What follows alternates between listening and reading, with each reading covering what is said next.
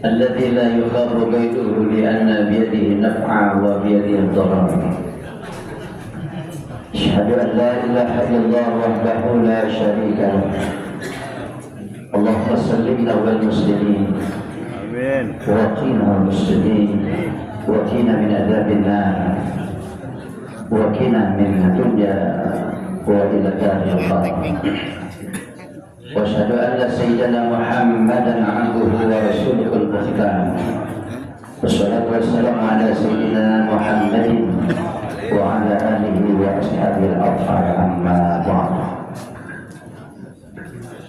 قال رب اشرح لي صدري ويسر لي أمري واحلل عقدة من لساني يفقهوا قولي. Al-Mukarramun, para asatid, para kiai, para guru, wabil khusus nasihat bersuci Ustaz Muhammad Al-Salim, para guru-guru yang lain yang mohon maaf tidak saya sebutkan namanya satu persatu, tapi tidak mengurangi rasa hormat dan takdim saya. Seluruh DKM masjid dan mushola dan seluruh jamaah bersuci yang dimuliakan Allah Subhanahu wa taala. Amin. Yang terhormat Bapak Lurah Kelurahan Cikiwul, Ketua LPM Kelurahan Cikiwul, DKM Masjid Nurul Amal. Kata Rasulullah, khairun nas man tala umruhu wa hasuna amaluhu wa sarrun nas man tala umruhu wa sa'a amaluhu. Sebaik-baik manusia itu orang yang diberi panjang umur dan amalnya baik, amalnya bagus. Beliau enggak kemana-mana, udah rumah masjid. Khairun nas, sebaik-baik manusia. Dan sejelek-jelek manusia adalah orang yang panjang umurnya, jelek amalnya. Ya itu tadi, rumah pangkat 12. Walaupun ada sebutannya doang, nggak tahu sekarang isinya masih ada apa enggak. Wallahu a'lam. Saya nggak tahu. Kalau lewat sering. Satu. Jadi mudah-mudahan yang begitu itu sudah semakin hilang ya. Amin. Nah, termasuk di kita sedang giat-giatnya berantas miras. Saya ingin berbagi pengalaman tentang hal ini.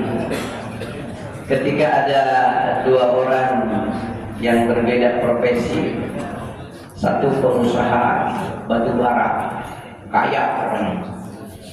Yang kedua ada oknum pejabat bintang 2, oknum. Dia punya anak yang oknum pejabat bintang 2 ini punya anak kuliah di Jakarta. Lalu dia terlibat dengan kecanduan miras, narkoba. Kalau dulu ada ekstasi saya. Ini saya pernah diceritakan hari ini pada tahun 2009 pada waktu saya kunjungan ke pesantren Suryalaya dalam rangka studi banding dari mahasiswa pasca sarjana. Kebetulan saya jurusan tafsir hadis. Ada kunjungan dengan satu bis mahasiswa pasca sarjana. Di Suryalaya itu ada yang menarik namanya Pondok Inabah ya. Ada yang sering bolak-balik ke sana. Ada Inabah, itu tempat rehabilitasi orang-orang yang kecanduan narkoba. Tempat rehabilitasi orang-orang yang kecanduan judi. Nah, di Inabah. Gak tahu sekarang masih ada nggak di Inabah? Dulu di Pagentongan, di Pondok Pesantren Al-Um juga begitu. Tempat rehabilitasi orang-orang yang kena kecanduan miras. Ketika orang tua yang punya pangkat yang tiap malam tuh dapatkan duit yang begitu banyak karena menjadi backing penjual narkoba, backing penjual miras, nggak sadar dia kalau punya anak di Jakarta sedang kuliah, Apakah tenang-tenang saja? Ternyata yang tadinya gampang mencari duit setiap malam dikasih dari ini, begitu anaknya terlibat miras, jadi pecandu yang dulu badannya gede gemuk menjadi kurus krempeng akibat kecanduan itu. Duitnya habis, miskin semiskin-miskinnya. Ngobatin anaknya bukan cuma dokter Indonesia, Singapura, luar negeri, nggak sembuh-sembuh tuh. Diceritain, dibawa ke sana Kal-Inabah, direhabilitasi, diceritakan di sana kayak begitu. Kenapa? Menjadi backing penjual miras, backing narkoba. Akhirnya anaknya yang menjadi korban. Nggak sadar 1 tahun lagi mau pensiun, habis sudah hartanya. Ini menjadi ibrah buat kita nih, menjadi peringatan buat kita. Kata Rasulullah, barang siapa ini namanya karma terjadi ya. Siapa yang mendukung kebaikan, dia akan diberi kebaikan yang lebih. Kalau tidak dari dirinya, dari keluarganya, dari juriyahnya, orang akan berbuat baik kepada dia. Sebaliknya, barang siapa yang mendukung dan menciptakan kejelekan, maka karma itu akan terjadi. Kejelekan itu akan menimpa kepada dirinya, kepada keluarganya, kepada orang-orang yang dia cintai. Habis hartanya. Yang dulunya mudah setiap malam itu dapat duit, jadi karena dia backing ini, susah sudah. Gak ada orang percaya lagi. Anaknya berobat kemana-kemana, gak pernah sembuh, akhirnya dibawalah ke sana. Jadi yang kedua nih, pengusaha batu bara, kaya, tapi anaknya terlibat judi. Dulu belum ada judol. Apa itu judol? Belum ada, judi online belum ada. Nggak tahu judi apa. Pengusaha yang begitu sukses, duitnya banyak, kaya raya, habis juga. Anaknya minta dikirim duit sekian, kirim lagi, belum lagi sebulan, minta dikirim lagi. Apapun yang diminta anaknya dilaksanakan oleh orang tua. Kaya. Jadi juga kalau punya duit banyak nih, kita berangkat ke mall, agak kita pengen ini, nggak bilang mahal ya kalau punya duit mah. Coba, pengen ini, kata orang mahal, kalau punya duit mah nggak bilang mahal, nggak, udah beli aja. Coba kalau kita nggak punya duit, jangankan mau beli yang gede-gede, jangankan yang gede-gede, beli yang kecil aja, mahal amat, gak jadi kan? Masuk tuh ke Informa atau Asen. Tahu Informa tahu? Apa itu? Dalamnya apa tuh? Wah, ada kursi aja satu set, bukan satu set, satu unit kursi cuma satu orang. Berapa harganya itu? 12 juta, mahal amat. Karena nggak punya duit. Coba kalau punya duit, murah, beli udah. Duitnya banyak, anaknya minta duit apapun dikirim. Akhirnya, ini kenapa? Begitu agak sadar orang tuanya, ini kenapa anak ini belum 1 bulan duit lagi, kuliah apaan kayak begini? Begitu diselidiki, anaknya judi, kalah terus penasaran. Ini kalau kita tahu nih cerita Mahabharata tuh, Yudhistira yang judi kalah terus. Jangankan hartanya, adik-adiknya, saudara-saudaranya dijual, digadaikan, istrinya digadai juga. Ada orang ini kalah judi begitu, pertama jam tangan melayang. Udah HP gua ada nih masih nih, udah HP-nya melayang. Udah jam tangan hilang, HP juga hilang, apalagi tuh di rumah ada kursi, sofa, jual apa? Apalagi lemari jual. Udah isi rumah itu habis semua, tinggal istrinya doang, dijual juga istrinya. Gara-gara duit. Emang orang kalau kecanduan kayak begitu, emang kayak kita makan makanan yang enak kali ya? Perut sudah kenyang, tapi mulut pengen terus rasanya. Itu kalau makan makanan enak kan? Padahal sudah kenyang, lihat tukang bakso, beli lagi. Udah makan bakso di sini, mie ayam lewat, beli lagi. Mie ayam sudah lewat, sudah kita makan, ada lagi sebelah, beli lagi. Terus perut sudah kenyang, tapi mulut masih terus ingin. Itu katanya kalau orang kecanduan yang kayak begitu, penasaran, nggak pernah menang. Kali besok menang, minta lagi duitnya, kalah lagi, besok menang, minta lagi duitnya, terus emang nggak menang-menang. Habis itu dua orang yang begitu tuh menjadi miskin semiskin-miskinnya. Bertaubat dia di sana, di Inabah, di Suryalaya, diceritakan oleh guru di sana kayak begini. Naudzubillah min dzalik. Ini ibrah buat kita nih. Di dalam Al-Quran Allah Subhanahu wa Ta'ala berfirman, innama yuridu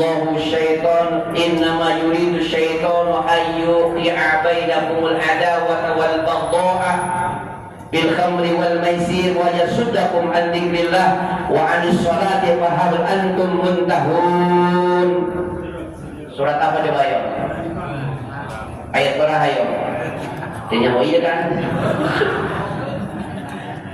Al-Maidah ayat 91. Innama yuridu syaitanu ayyuqi'a bainakumul adawata wal baghdha'a bil khamri wal maisir.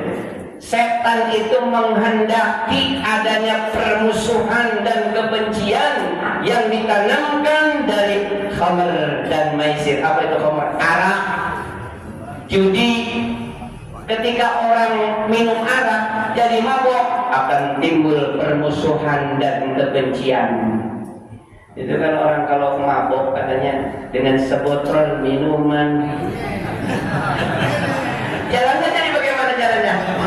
Sempoyongan. Orang jalan sempoyongan itu ke depan selangkah, ke belakang 2 langkah, ke samping jatuh. Itu orang mabok tuh. Iya nggak bedanya nama kepiting. Kalau kepiting begitu kan, jalan ke samping bisa, ke depan bisa. Kayak suami yang selingkuh, matanya ke depan, ke samping tuh jalannya tuh gitu. Itu suami yang selingkuh. Ya.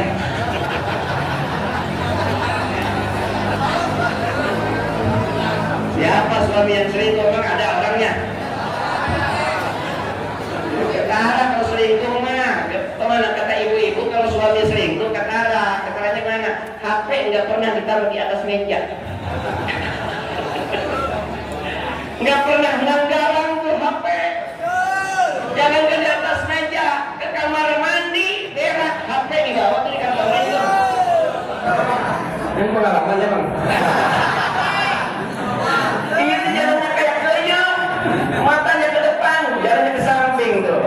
Itu ketika orang seling. Sama istri selingkuh juga begitu. Nggak pernah HP nanggalan di meja, nggak ada tuh. Itu bahwa ibu-ibu itu masak HP di bawah, itu ketara tuh. Udah kita tahu dah siapa yang selingkuh, siapa yang nggak selingkuh. Udah dari HP aja semuanya. Bebas nggak tuh HP ditaruhnya? Kalau nggak bebas, salah satu di antaranya gitu. Ya, takbir.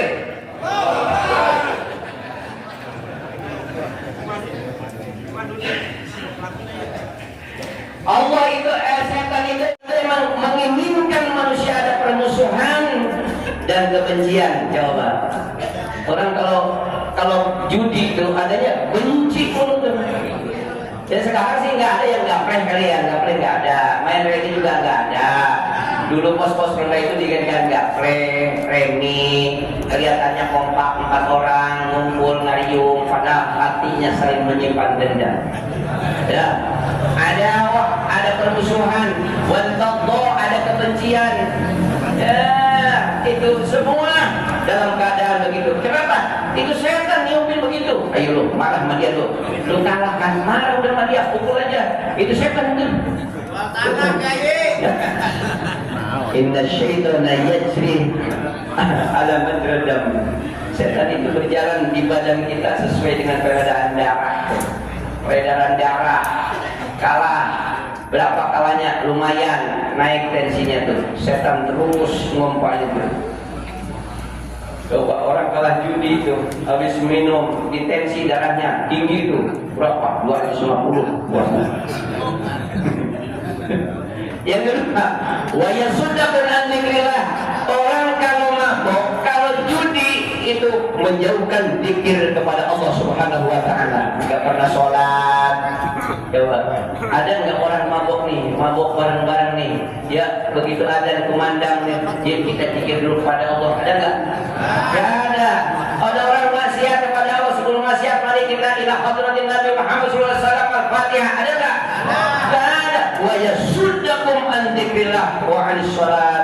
Menjauhkan dari zikir kepada Allah dan menjauhkan sholat. Gak ada orang yang gapeh 4 orang tuh main remi 4 orang begitu adzan kumandang, turun gerak orang sholat ayat Allah terus pindah dulu. Itu udah kecenderungan. Wahal antum muntahun. Kenapa tidak berhenti? Udah tahu banyak contohnya yang begitu-begitu, kenapa diterusin? Itulah kecanduan namanya. Kecanduan gitu. Orang yang kecanduan rokok ya susah berhentinya kan? Ya, susah berhentinya dah. Mau berhenti gimana? Katanya mendingan ngarokok. Yang kita dahar. Saya mau mendingan dahar. Pilih mana? Makan atau rokok? Kalau suruh milih, mending ngerokok enggak makan, mending makan enggak ngerokok. Manakah? Makan ngerokok. Mendingan makan di ngerokok. Mendingan habis makan rokok. Cek bunga rokok, cek saya mahal. Ya, ini mudah-mudahan jadi bro ya. Udah segini aja dah, itu udah kelihatan orang ini. Dari malam malam juga begitu. Ini Bapak saya belum ada kabar sampai saat ini.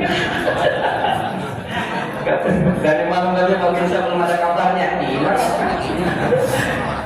Ya mudah-mudahan bagi tugas di mana gitu ya, bagi tugas di mana-mana.